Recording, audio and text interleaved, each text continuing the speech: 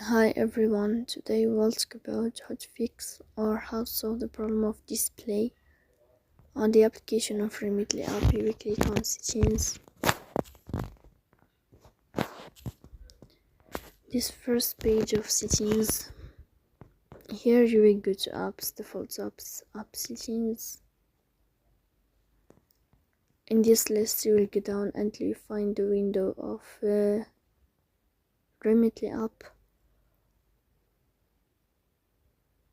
Here you will go to first stop and you will click OK. Then you will enter to the window of storage.